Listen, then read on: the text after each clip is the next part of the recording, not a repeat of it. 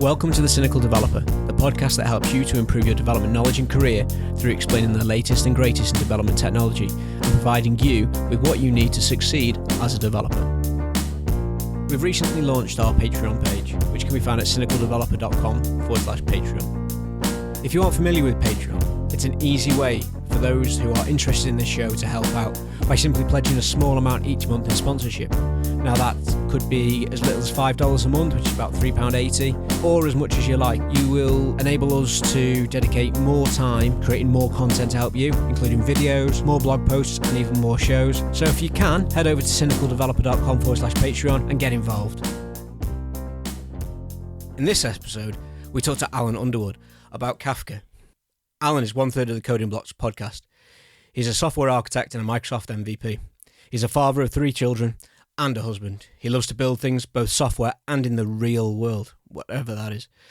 Allen's passions go beyond programming and give him a love for basketball and American football. It's also said that he's just a little bit obsessed with good audio and computer hardware. He's also one of the original reasons and driving forces behind this podcast happening.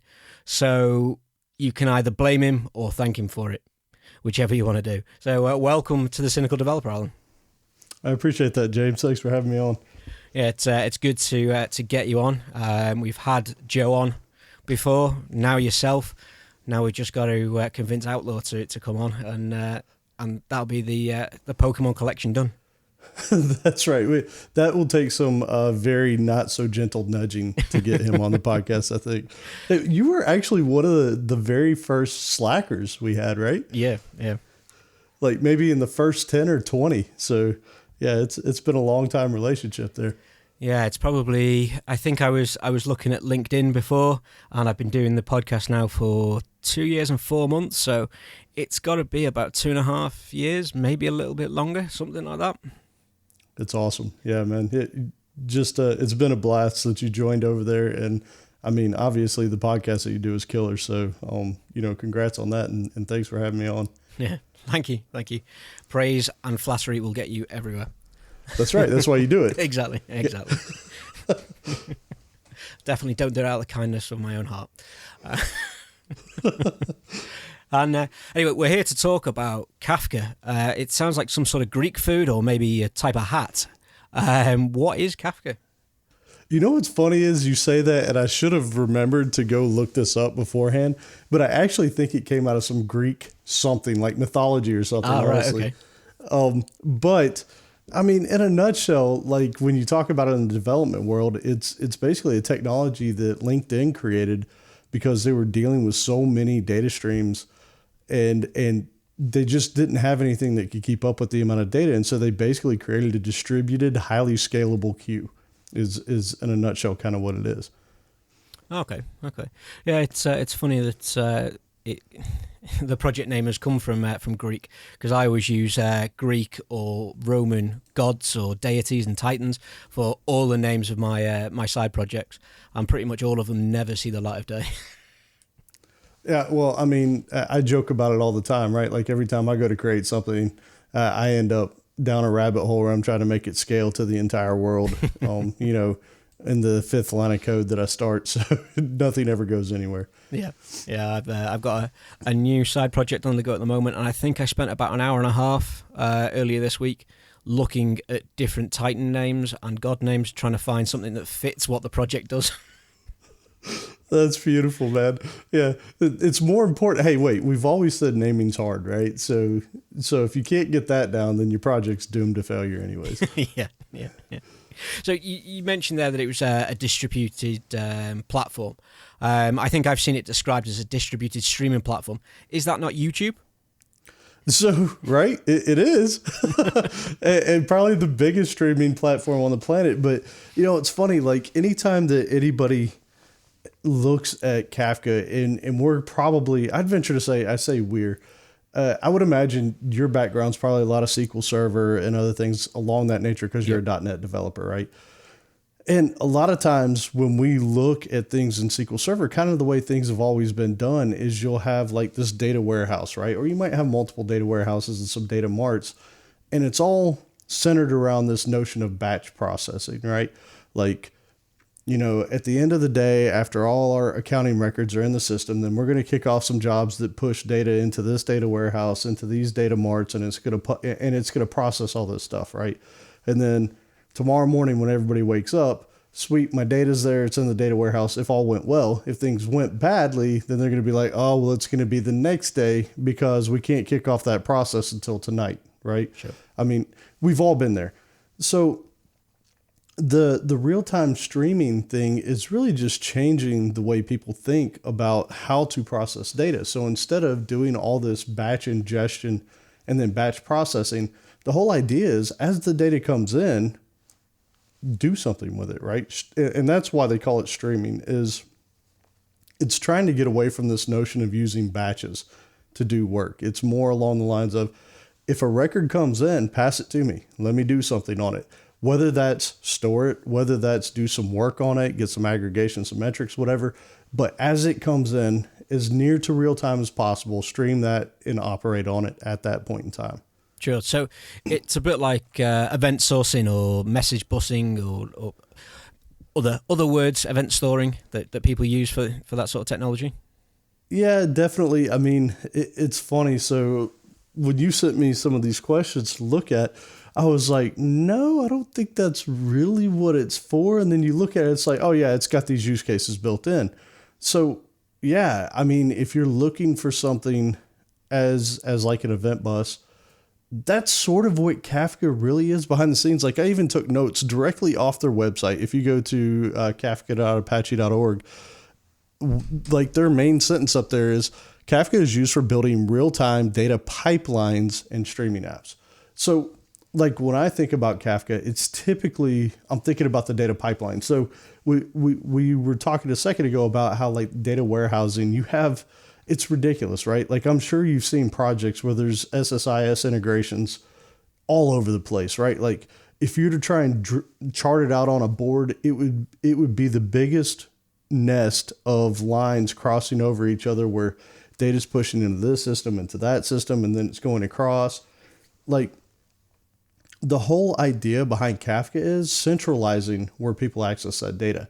So if you have an application that stores stuff in a SQL server, then you have another application, your accounting application, is storing things in Oracle. Let's say, whatever that might be. Then you might have other things that are storing information in a search catalog like Elasticsearch. The way that I see Kafka in most of its usefulness is that's like your centralized pipeline. So you set up these connectors to those other systems, pipe that data into Kafka, and then that way anything that's interested in that data can go to one place to get it, right? Like it's your one-stop shop. So that's kind of simplifying the message bus or the event sourcing thing, because event sourcing I see is very application specific, right? Sure. Message buses are more being able to connect those various different pieces like I just talked about. And Kafka kind of sort of allows you to do all that stuff because it just sort of simplifies its storage and pub sub patterns. Sure. So it's not just an alternative for the likes of RabbitMQ or Event Store. It's both of those all together and a little bit more on top of that. Yeah, it is and it isn't. So I mean, I don't want to sound like the expert on all this stuff because I'm most definitely not. I have worked with some RabbitMQ. I have not worked with the Event Store, but here's the thing, right? If you need something that is incredibly fast at ingesting events, then you probably want to look at something like Kafka. Like one of the things that they mention is being able to take in 100,000 events per second without breaking a sweat, right? That's one of the things that Kafka brings to the table. Another thing that it does bring to the table is this whole notion of persistence, right? Like when you're using something like RabbitMQ, typically they have a persistence feature in RabbitMQ, but that is not the same type thing. Basically, that means, hey, if my RabbitMQ server goes down, when I come back up, I don't want to lose that data, right? Yep. But in RabbitMQ, the whole idea is things get added to a queue, and as things come into that queue or listening to the queue, as those things are acted upon, they get purged out of the queue, right? Sure. That's not the way things have to happen in Kafka. Another thing too is things like RabbitMQ. There's a lot of positives and there's a lot of parallels that you can draw between them. But like RabbitMQ is built on the AMQP. I think that's what it is. It's basically an open protocol on messaging, delivering messages, right? And Kafka doesn't have that. That's not what its purpose is. So there's some features that you get in RabbitMQ and you could certainly force into Kafka, and vice versa, right? Like I think there's even articles out there where people were able to scale RabbitMQ to 1 million events per second. But that was standing up 20 some odd servers and, really finely tuning every little piece of it to make sure that it was doing exactly what you wanted. So I don't see them as exactly the same thing. Like there's even delivery guarantees that happen in RabbitMQ that aren't exactly the same in Kafka. So while they can both do similar things, I think their purposes are typically a little bit different. And to be completely honest, RabbitMQ, if you're just trying to do things, you just have one application and you want to have a message queuing thing set up, that's probably a better direction to go because it's simpler and they actually have better GUI tools for it, right? Like, I don't know. Have you messed with RabbitMQ much? I haven't, to be honest. I've used Event Store, but I've not used RabbitMQ. Okay, well, I mean, behind the scenes, RabbitMQ, they do a lot of things that are really cool, and they've even got a UI to where you could go into the admin section and you can look at the exchanges running, the queues that are running, all that kind of stuff, and you can even create exchanges, delete them, delete queues, all that kind of stuff directly in the UI. Yep. Kafka hasn't quite arrived there yet. I mean, a lot of what you have in Kafka, if you're not using like Confluent's own dashboarding system, is a lot of it's shell scripts that you interact with on the command line via Linux or SSHing into the thing. So, that's another concern to think about when you're doing this. Are you working on data at a scale that requires something like Kafka, or does it make more sense to do something like a RabbitMQ where it's cross-platform, they have a standardized protocol? Sure. So I guess like these other messaging systems, you sort of touched on this earlier, is that if you've got multiple different systems that are communicating possibly for the same data over different pipelines, that this is a good bit of technology to use. But is it not a single point of failure for the system? Oh, so no, it's definitely not. And that's one of the reasons why LinkedIn built it is, one, they needed to be able to take the scale in, right? The amount of data that was piping in, think of Twitter streams or something like that, right? Mm-hmm. But then there's the failover and the reliability and all that. So what they've built is, if you look at Kafka, like one thing that people complain about is it relies on Zookeeper. Well, Zookeeper is one of the trusted, well-known things in the Apache ecosystem that will allow you to orchestrate and keep an infrastructure up. So Kafka is actually built on top of that for making sure that it has multiple brokers that are up that can be failover and redundant and even scale out. So no, I mean, that's all built into it. And that's one of the reasons why people would go with that particular, direction as opposed to maybe something like a RabbitMQ. Sure. So it's I guess off of that, it's a cloud-based system. It's not something that I could run on my own physical boxes. Actually, it's completely the inverse of that. Right. So yeah, here's the thing, right? If you run Kafka, typically you're going to be running it more than likely on premise in-house.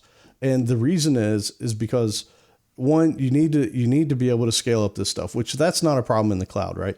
But the thing that you're going to run into is when you start looking at cloud computing, if there's not already a service either in AWS or Azure or whatever, to where you could just say, spin up my Kafka cluster, it's probably going to be pretty expensive, because typically what you pay the most for in the cloud, right, are compute and storage. Sure. So, and not just any storage, fast storage, which is what you're going to want with your Kafka cluster. So honestly, if you're looking at Kafka, it's probably going to be more on-prem. If you're looking at something in the cloud, if you're in Azure, you're probably going to be looking at something like Event Hub or maybe even Service Bus. IoT Hub is probably another one. If you're looking at AWS, you're probably going to be looking in the Kinesis realm. I don't know that I'd see the value of trying to replicate Kafka up in the cloud when they already have streaming services available. Sure. So we sort of alluded to the things you could build with it, and LinkedIn use it for their system. What other projects would it be good for building, and why should I look at this? So this is where things get interesting. I might just go off on all kinds of tangents here because the reason why I even started looking at it is because the software that I write for the company I work for, we ingest a lot of logs from various different systems, right?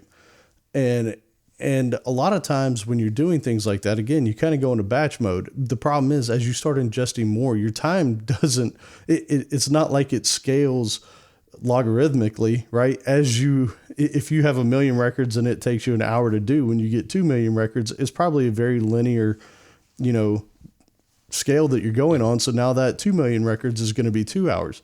And so as you start hitting this, you have to start thinking, well, is batch really what I need to do? Do I want to throw more hardware at it? Because now I still have to figure out how to get all that stuff back in, right? Because once you start getting into distributed programming, it's no longer just, oh, well, I have more hardware, so it'll go faster. Now you have to know how to sync the stuff and get the jobs to work to where you're not doing the same work over and over. There's a lot of smarts that go into it. And this is kind of where Kafka steps in, right? So being a centralized data pipeline is amazing. And some of the coolness behind it, and one of the reasons why I initially started looking at it was they have these things called connectors. And basically what it means is they've got connectors built for everything. Just about anything you can think of, there's one out there. And if there's not, you can build your own. But for instance, let's say that you have a SQL server and, typically you're shipping data over to a log warehouse or a data warehouse. Instead of doing that, what you could do is you can have a connector, and it's called a source connector for Kafka, to where you say, hey, I want to pull data out of this SQL server. And you can even have this thing sitting there watching SQL Server either on a timestamp column, an index column, like, an integer, some sort of key lookup, or you can have it look at both, and you can have it constantly watching in this table to say, hey, did anything new come in? And if it did, I want it to end up in my topic in Kafka. And let's just say that we call this, MySQL Server topic, right? Sure. Now, here's the cool part. Now you're getting data into Kafka from SQL Server, and all you did was create a configuration file, more or less. All right. Now, let's say that you have a bunch of other systems that are interested in that data, right? You've got, I don't know, maybe you've got some sort of reporting system over on the side, because you shouldn't be writing reports against SQL Server transactional tables directly, right? So maybe you have something over there that's going to generate those. Maybe you want to take some of that data and put it into a graph database so that you can query things a little bit differently to find out relationships between your data. Maybe you have an Elasticsearch that you want to throw that stuff into, or, any number of other things. The cool part is now you can create other connectors that are called sync connectors that are all tied to that same topic. So my SQL database topic there, you have 3 other connectors that are now going to push data over into some analytics platform, some graph database things, some search engine. And again, all you did was write the configuration code. Nice. That's a very simplistic look at it, but in a nutshell, that's really kind of what you got. And the cool part is, like I said, if you've got, and this is not uncommon, right? Especially in large enterprises, you have data coming out of your application, and that's, you want to be able to get to that. And then you've got your accounting information where all the employees of the company live. And maybe you want to be able to bring that stuff together and do some data analytics on it. And right now, typically what people do is they'll go connect directly to one system and connect directly to the other, and they'll massage that data and transform it, get it into a good package for what they need. And then guess what? The next department wants to do the same thing, and they end up redoing all that work. Yep. Right? So if you bring that stuff into Kafka, one of the interesting things you can do is, so I just gave you the very simplistic of data in and then just push it out somewhere else, right? If you wanted to do something a little bit more interesting, you get data into the system and say that you want to enrich that now, right? Like, so you've got data from your application. You've also got data from the Oracle, employee information. What you could do at that point is you can set up these things called Kafka streams. And I don't know, have you ever heard of Apache Spark or Flink or any of those things? No. Okay, so along with this whole streaming notion, there's also these streaming platforms. And basically what it is, right?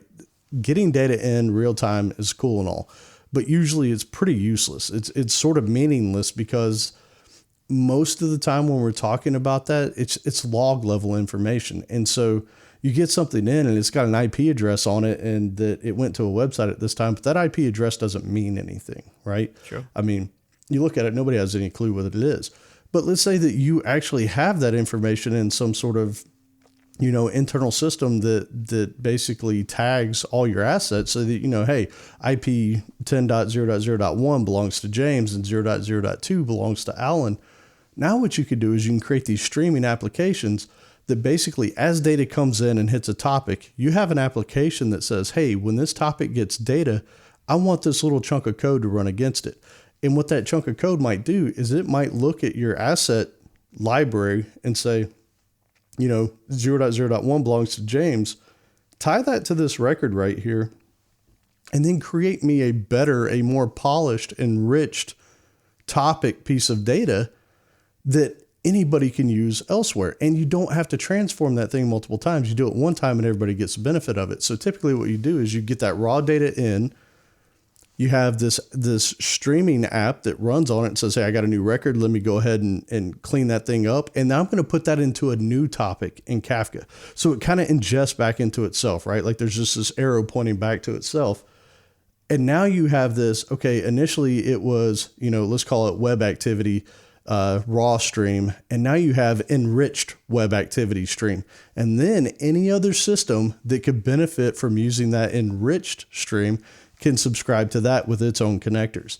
So it's like this centralized thing to where you have tons of data that could come in because it could just handle just so many events at a time. But then it can also be your place where the enriched data feeds back in and then can go back into the other systems that can use it. Yeah, that's really, really cool because, as you said, it's all configuration driven, where I know that I've built applications that are sitting there looking at SQL, they're looking at the data that's going through a system and generating reports and things for other departments in a business. And rather than having a dev team that's dedicated to building and maintaining these applications, it's probably going down to a handful of people just maintaining these configurations and building new ones for new information that's needed. Well, just to clarify, so yes, definitely on the sources and the connectors on the source and the sinks, definitely. Now the streaming apps themselves, that's actually code that's written because you need to be able to say, I need to tie this piece of data to this piece of data. So that's typically in Kafka streams, that's in Java. I mean, everybody shudders a little bit, but you are correct though. Now, instead of maintaining these SSIS packages and why did that thing fail? And, I need to make sure that doesn't kick off before this one kicks off or whatever. Now what you're doing is you're maintaining, this is where my source connections live. This is where my destination connections live. That's cool. And you know what's really sweet about that is you can save that in source control, right? Yeah. If all of a sudden those systems change, update your source control and redeploy those, and now it'll connect to the new systems. And then your streaming applications, that's also source code. That's going to be something that says, hey, listen to this particular raw topic. When that comes in, transform it and then put it in. So it kind of gives you all your ETL, your extract, transform, and load in one spot. Yeah. So you mentioned Java there. Can I use this with any tech stack? Is it just Java that I need to be able to listen to the streams? No, so that's the interesting thing. So if you're doing the Kafka streams, which is the applications that will process that stuff, right? That's Java. Currently, as far as I know, the only language that you can write those Kafka streams in is Java. As far as Kafka itself being able to publish to and subscribe to, consume from those topics, they've got a ton of different things. And I've got a link that I'll be sharing with you.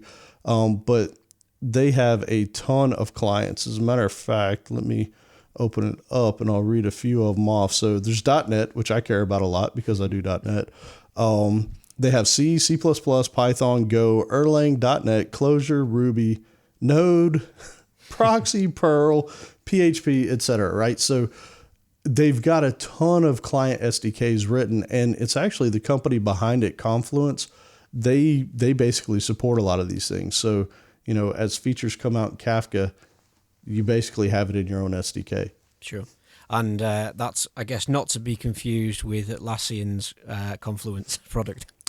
Correct. This is not a wiki.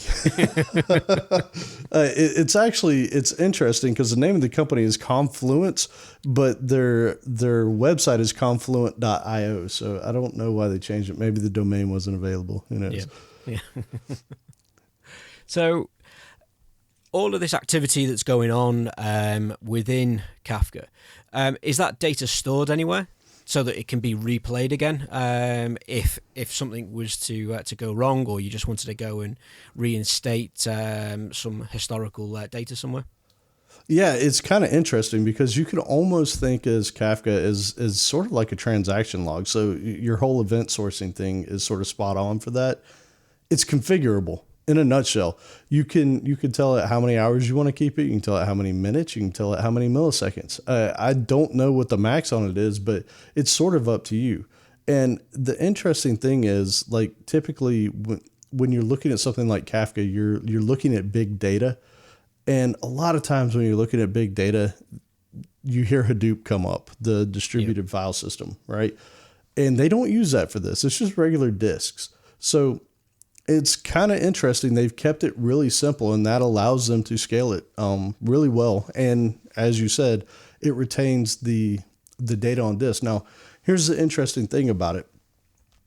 As you put things into a topic, right? Let's say that you have 3 consumers for that topic.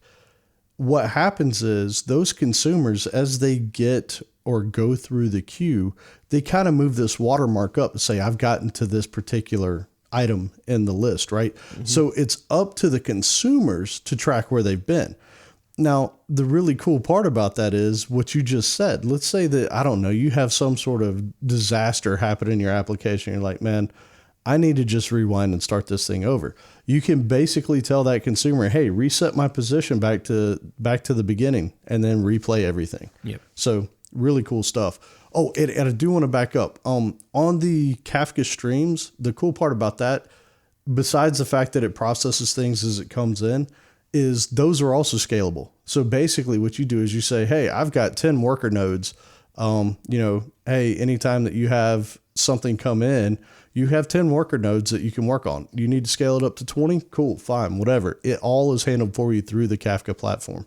Sure. So an event comes in or a message comes in, and one of those 10 or 20 workers goes, I'm taking this one, and all the others would be aware that it's taken that? Or is that something that you would have to deal with yourself in your consumer? You don't have to think about it. That's the thing that's so cool about it, is because they have Zookeeper and all that stuff managing the orchestration. You just tell it, hey, this is what this thing's supposed to do, and it will manage round robining those jobs to each worker on as they come in. Nice. So, because it's such a big system, if I wanted to get started with Kafka and I want to learn how it works and that, can I actually run it locally on a laptop, or does it need some proper hardware? No, definitely. You can start on your own local. Now, granted, that's probably not going to be the ideal for a production environment. You could definitely go up to, like, I highly recommend checking out confluent.io and go into their docs on how to get started with it. And here's what I'll say. Here's a disclaimer. I am a huge fan of Docker for one primary reason. I hate having to maintain certain levels of Java for a particular application or certain levels of Ruby for another application, right? Like, I cannot stand that. And it really irritates me when one thing is like, no, you got to use Java 1.7. The other thing's like Java 1.8. And I'm like, I don't want to have all these SDKs. I don't want to have all these path variables, right? True. So for me, if I was going to get started, they've got a Docker section up there. I've got a link that I'll share with you. I would just run it in Docker because it's literally as simple as Docker compose up and you'll have your entire stack running. Your zookeeper, your broker. You can even have the REST service running. So literally Docker Compose up, you've got your entire thing running, and it's the same thing running, and it's got all the correct versions of Java in there. You don't have to worry about any of that stuff. You can just start going to work. Yeah, that's definitely sounds like the best way to start playing around with it. I still haven't got around to doing much more with Docker myself. I still run SQL in Docker, just so I can get all my resources back, and it's not swallowed by SQL Server running in the background on my dev machine.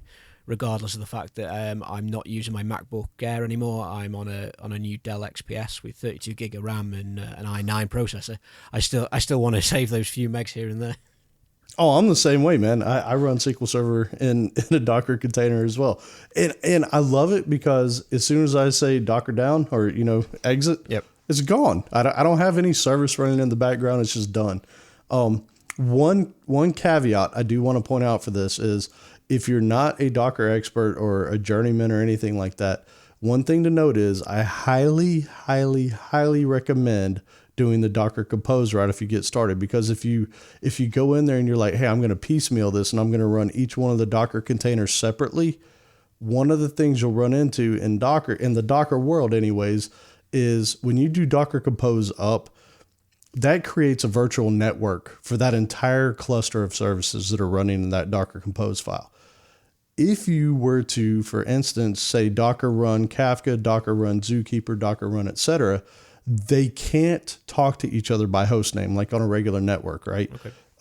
Unless you join them explicitly to a predefined Docker network. So one of the things that I ran into initially when I was doing all this is I did that, and even though I'd reference it by host name, it would initially connect, but then it would just die, and I couldn't figure out why. It was because it couldn't see it on its own network. So go the Docker Compose route if you want to do that. Sure. So based on that little tidbit, are there any good blogs or video tutorials or anything that the listeners should go and check out and get up and running with Kafka? Yeah, definitely. I highly recommend confluent.io because they've got just a ton of information up there, and they've done a really good job of trying to break it down into digestible bits. Another one is, and my buddy Joe Zach from the Coding Blocks podcast pointed this out to me the other day, there's a techblogs2.herokuapp.com. They've got like this search engine for basically real-time apps, and they've got all kinds of things that are streaming across there all the time. And I've also got a Pluralsight thing that I'll link to as well that's getting started with Apache Kafka, and it'll help with the terminology, like what is Zookeeper, what's a broker, what are all these things and how do they all play together. So, yeah, I'll definitely share a few of those, so that you can throw them up on the site. Sure, that'd be great. And some of those terms are alien to me, coming from a Microsoft centric background, and Java and Apache being sinful words at some point in the past. So I think that'd be really helpful. What's funny about that is this is a different world we live in now. I mean, if you look at the Azure offerings, I mean, almost everything's Linux based now. Yep. It's absolutely nuts. So yeah, it's funny how the tides have turned over time. Well, yeah, many years ago, I would have turned my nose up at myself for owning a Mac, but here I'm shouting the praises to people, going, "This is why this is good for this reason." And I think, is this actually me? Right? Wait, yeah, no, it's yeah, I don't know. We could debate about that one a little bit because I used to love Mac, but here lately I'm not so much. But yeah, they're still their down points, but there we are. And I actually think that this is going to be quite good if my latest side project gets anything more than what it currently is, which is me just scrounging my base data. I think this could actually come in helpful for the information that my project could generate, because I actually think that the data that comes out of the project is going to be more valuable than the actual purpose of it to the general public. So this sounds like a great aggregator for all that data. Oh, very cool. Yeah, I mean, I will say, like, this is not a painless process. Like, one of the things that I will mention, just, as a bit of a caveat here, is when I first started with this, the thing that drew me to it was the Kafka streams, right? The centralized data pipeline. I've always been in love with data. I don't know why. But the thing that always irritated me is I always felt like everything was so disjointed, right? Like, I mean, if you've ever worked in companies where there's multiple departments, every department's sort of grabbing data and doing their own thing to it. And if they communicate at all, you find out, wait a second, we needed that same thing too, but we did it this way. And you're like, well, why'd you do it that way? And maybe they were doing it better than you were. Maybe they were doing it worse and they didn't know about some things, and it was just like, man, this is terrible. But as I got into it, I was like, okay, so the data pipeline's interesting, but then the Kafka streaming, like, that's really cool, right? Like, real-time information. Don't wait until tomorrow to get your data. Yep. Get it now as it comes in. Here's the thing that was painful, though. Being not a Java developer by trade, I've done Java development, but I am by no means an expert or probably even a novice, right? Like, I'm Googling everything. The things that were really frustrating to me is this ecosystem is evolving so fast that the documentation is behind the code, right? So it's almost like if you've ever worked in Azure, every time you go up to Azure, there's something new, right? Yep. And so it's like this constant churn of, I wrote some code yesterday, but now my IDE is complaining to me that the code's been deprecated. I'm like, I just wrote it yesterday. Why is it telling me that it's deprecated? And it's because they've released a new, slightly new version of whatever their APIs are. So there definitely is some learning curves, and they're improving it super fast. So it's good and it's bad, right? Like, I mean, nobody wants things to stop. But on the flip side, it's kind of nice to know that you're not trying to hit a moving target every day. Yeah, and I think so. That's a warning to everybody that this may be the silver bullet that you've been looking for, but you're looking at bleeding edge technology. And I've been in that position before, where I think back in the day I was using Silverlight for a project, and it was very, very early adoption of it, and I would hit on problems, and nowhere online had any solution for me because people just hadn't done it yet.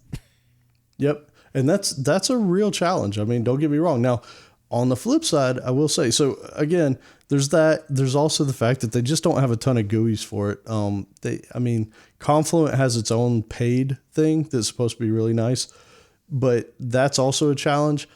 But on the flip side, it does solve some big problems, right? Like if you're ingesting a ton of data, as a matter of fact, I just saw Datadog. They do a lot of log aggregation, analytics, that kind of stuff, right? And they have a tech blog on, how they did something with Kafka and answering real problems that they have at scale. So it's definitely there for the problem that's trying to be answered. But, if I just had a little tiny application where RabbitMQ might suffice, and maybe I do that, there's no perfect answer to anything. Sure. So it's like everything, isn't it? It's have a look at what your needs are, because you wouldn't want to use a blunderbuss to shoot a mouse. Exactly. I mean, that's exactly right. Although it might be a lot of fun to do it, Yeah.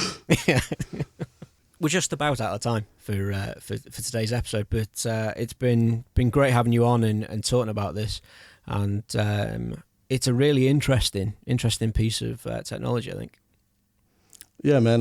Like I said, I appreciate you having me on. If anybody has questions or anything, do you have comments up on your blog? I think you do, right? Yeah. There are comments available on any show notes, so people can come and hurl questions at you. Yeah, throw them up there, and I'll do my best to come up and answer them, or at least provide links to maybe some of the answers. So yeah, thanks so much for having me on, man. Yeah, no problem. And all the links that we have talked about in today's show will be in the show notes. So that's it for today. So thanks for listening to The Cynical Developer. I'm James Stoddart, and you've been listening to Allen Underwood talking about Kafka. If you have any questions about this or any other episode, then drop us an email, a tweet, or leave a comment on the website, where you can find all the resource links, show notes for each episode. And And if you enjoy this episode, please leave a review on your favourite podcast platform, iTunes, Stitcher, whatever it is, and help The Cynical Developer to reach more developers around the globe.